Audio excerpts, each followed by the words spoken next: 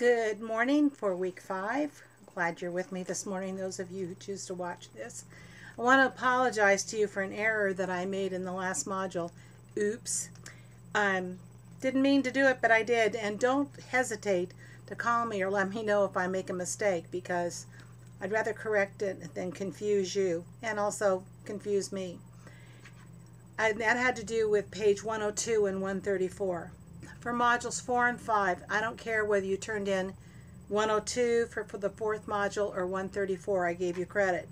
And for module 5, whatever you didn't do in module 4, page 102 or 134, do it for module 5 and you'll get credit for your work. That was my error and I'm sorry. I'll try not to do it again. I wanted to mention to you John Nash that you're going to see this week. And there's a movie that you might want to look at that just happens to be a really, really good movie. And it happens to be A Beautiful Mind with Russell Crowe. And if ever anybody deserved an Academy Award, it was Russell Crowe for that, but he didn't get one. John Nash is a real person, and John Nash was, of course, a winner of a Nobel Prize. So he's a very, very bright schizophrenic. And how he's lived with that is truly a message. But the commercial movie is the only movie I've ever seen where you look at the world from the eye of the schizophrenic. So you're seeing what John Nash sees, not what somebody's telling you he's seeing. He's living his mind, his voices. And so if you want a really good movie that you and your family can enjoy, that's just kind of depressing in some ways, that's a good one. I have to tell you, there's a cat in my lap. This is Rose, and she's insisting on being part of your class today. So who knows what she's going to do next. When you were talking in your papers, it was really interesting, your view of the homeless and schizophrenia. And you were right on for the most part. There are two kinds of mental illnesses. There are those that are psychosocial, which means they're things that you acquire. Anything that's a learned behavior can be unlearned. It may be really difficult, but it's not physiologically induced. And those would be things like phobias, even socialization processes like failure to thrive, those kinds of things, even with the Romanian orphans who certainly suffer with it. It can be unlearned, but it may be so bad that they don't recover and that they just die. The babies do anyway.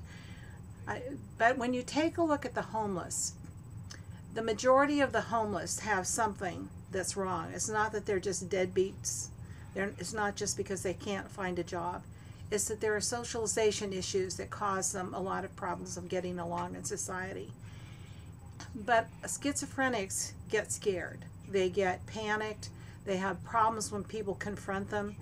Even though they're normally not violent, they can become violent if they're pushed into a corner. And they don't stay on medication, because once they feel good, like they used to, because schizophrenics remember the days when they did feel good. It's a physiologically based disease, and medication is probably one of the very best ways to help control it. Some people are better controlled than others, which is kind of sad. But you don't get over it, and there's no cure at this point for it. So you have to learn to adapt your life, like a John Nash, to living with whatever schizophrenia has dealt to you. And schizophrenics and families don't always mix, because it's very difficult to live with a schizophrenic. The same thing's true with populations in prison. You'll find that a lot of schizophrenics end up in the prison system because there's little tolerance for their behavior when they get angry.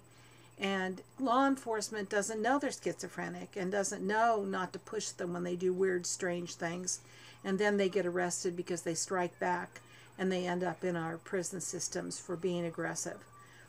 So as you take a look at that issue, I think it's one that you can truly learn to appreciate the seriousness of what it would be like to once be normal, happy, usually pretty bright people, and then all of a sudden your life is destroyed and you don't know what to do with it or how to control it. It isn't easy.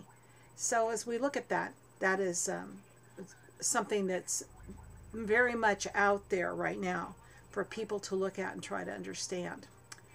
If you have any questions, please call me. I've really enjoyed those of you who finally pick up the phone and say, I don't know what I'm doing, or what can you tell me about this. I want you to feel like I am available for you, and we'll get through this all together. And I'm impressed with your work. Your answers to your questions, things are really pretty good. Thank you. Have a great Valentine's Day and a good week.